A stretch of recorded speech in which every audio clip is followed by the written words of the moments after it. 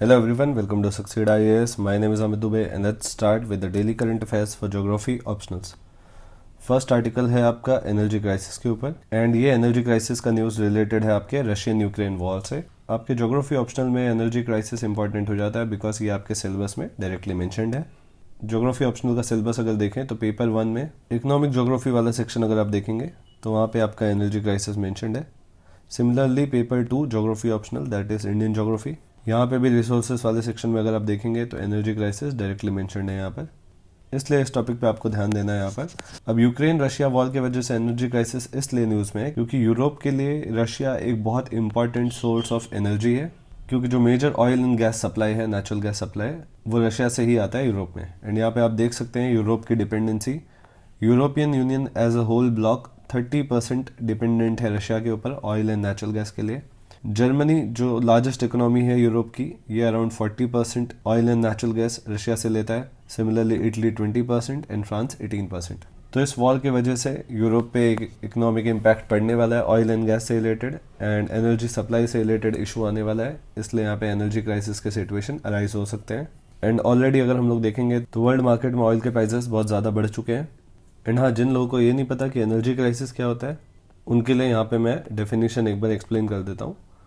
See, any bottleneck or constraint in the supply of energy resources is called as energy crisis. तो जो normal आपका energy supply होता है उसमें कोई भी अगर कंस्ट्रेंट्स आए, इश्यूज आए, फॉर एग्जांपल वॉर के वजह से, मार्केट मैनिपुलेशन की वजह से और सप्लाई चेन डिसरप्शन की वजह से, फॉर एग्जांपल जैसे कोविड में हुआ, तो इसके वजह से एनर्जी क्राइसिस जैसे सिचुएशन अराइज हो जाते हैं। जनरली हिस्टोरिकली अगर देखा जाए तो वॉर एक इंपॉर्टेंट रीजन है जिसकी वजह से एनर्जी क्राइसिस होता है। फॉर एग्जांपल जो ओपेक कंट्रीज हैं वो आपके middle east and west Asia में लोकेटेड हैं एंड ये जो ओपेक कंट्रीज है that is organization of petroleum exporting countries. यहाँ पर war, civil war, uprising, scoop, ये सारी चीज़ें कॉमन है एंड हेंस पास्ट में हमने बहुत सारे एनर्जी क्राइसिस के सिचुएशंस देखे हैं। कुछ एग्जांपल्स इसके मैं दे देता हूँ। एक है आपका Yom Kippur war, similarly Iran Iraq war, then Arab spring, ये सारी चीज़ें आप एज एन एग्जांपल लिख सकते हो। तो यहाँ पे एनर्जी क्राइसिस, ये कुछ इंपॉर्टेंट फैक्ट्स, ये आप लोग एक बार अच्छे से रेफर कर लो।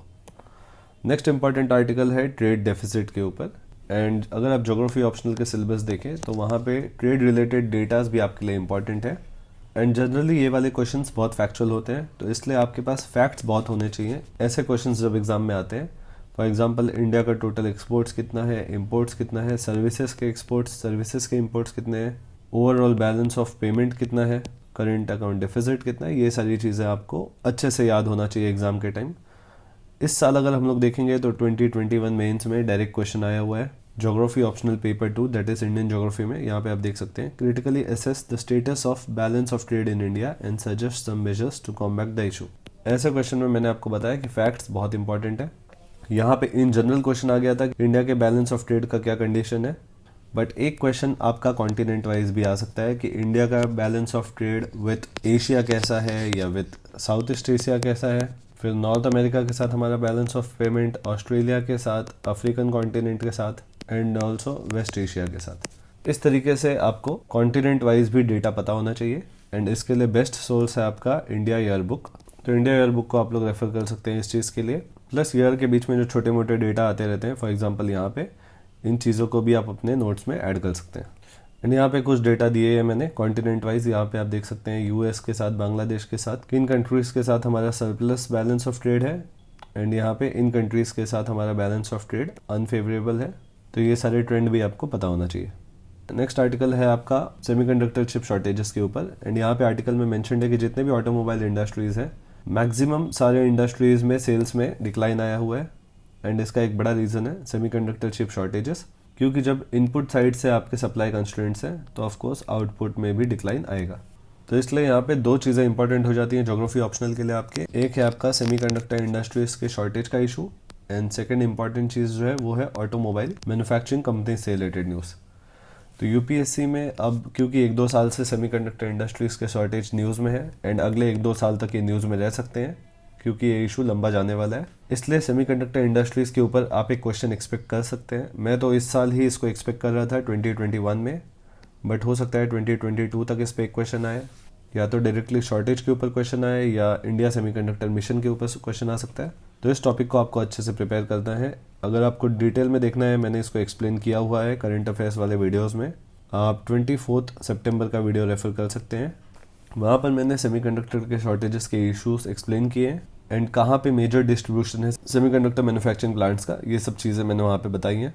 सेकंड इंपॉर्टेंट टॉपिक जो क्वेश्चन आ सकता है वो है आपके ऑटोमोबाइल मैन्युफैक्चरिंग हब से रिलेटेड, कि इंडिया में ऑटोमोबाइल मैन्युफैक्चरिंग हब्स कहाँ पे लोकेटेड है या वर्ल्ड वाइड कहाँ पे लोकेटेड है एंड इनका किसी भी कंट्री के इकोनॉमिक डेवलपमेंट में क्या रोल है ऑटोमोबाइल इंडस्ट्रीज़ का। एक क्वेश्चन ये आ सकता है, यहाँ पे आप देख सकते हैं इंडिया स्पेसिफिक मैंने डायग्राम दिया हुआ है। इंडिया में 4 मेजर ऑटोमोबाइल मैन्युफैक्चरिंग हब्स हैं। ये आपका eastern India, northern India and ये है लोकेशंस आपके सदर्न इंडिया के। तो इसमें आपका आप लोग स्क्रीनशॉट रख लो या अपने नोट्स में इसको ऐड कर लो, इंपॉर्टेंट डायग्राम है। एंड क्योंकि ऑटोमोबाइल इंडस्ट्रीज़ में काफ़ी रेवोल्यूशनरी चेंजेस होने जा रहे हैं इलेक्ट्रिक व्हीकल्स की वजह से, इसलिए भी ये न्यूज़ में रहने वाला है। तो इसके ऊपर आप लोग एक क्वेश्चन एक्सपेक्ट कर सकते हो, जिसमें जनरली क्वेश्चन आएगा इसके डिस्ट्रीब्यूशन पे कि कहाँ पे ये ऑटोमोबाइल इंडस्ट्रीज लोकेटेड है। सेकंड इश्यूज़ क्या है ऑटोमोबाइल मैन्युफैक्चरिंग के इंडिया में। फिर एक क्वेश्चन आ सकता है कि ये जो इंडस्ट्रियल लोकेशन है ये ऐसा क्यों है, इसके रीजंस क्या हैं इंडस्ट्रियल लोकेशंस के। एंड यहाँ पे आपको एक्सप्लेन करना पड़ेगा labour cost, raw material cost, agglomeration effect, transportation cost and government policies. इन चीज़ों के कॉम्बिनेशन से ही किसी भी इंडस्ट्री का लोकेशन डिसाइड होता है। तो इस तरीके से होलिस्टिकली आपको इस टॉपिक को प्रिपेयर करना है। नेक्स्ट आर्टिकल आपके मैप मार्किंग के लिए इंपॉर्टेंट है एंड ये लोकेशन हमने बहुत बार देखा है न्यूज़ में है, मेकेदेतु। ये भी 1-2 साल से न्यूज़ में है एंड नेक्स्ट 1-2 साल तक न्यूज़ में होने वाला है। तो मेकेदेतु डैम का लोकेशन आपको पता होना चाहिए। ये लोकेशन है मेकेदेतु डैम का एंड ये लोकेटेड है कावेरी रिवर पे। तो कावेरी रिवर का भी आपको लोकेशन अच्छे से पता होना चाहिए। इन दोनों वर्ड्स को अपने नोट्स में आप ऐड कर लो along with 30 words of description.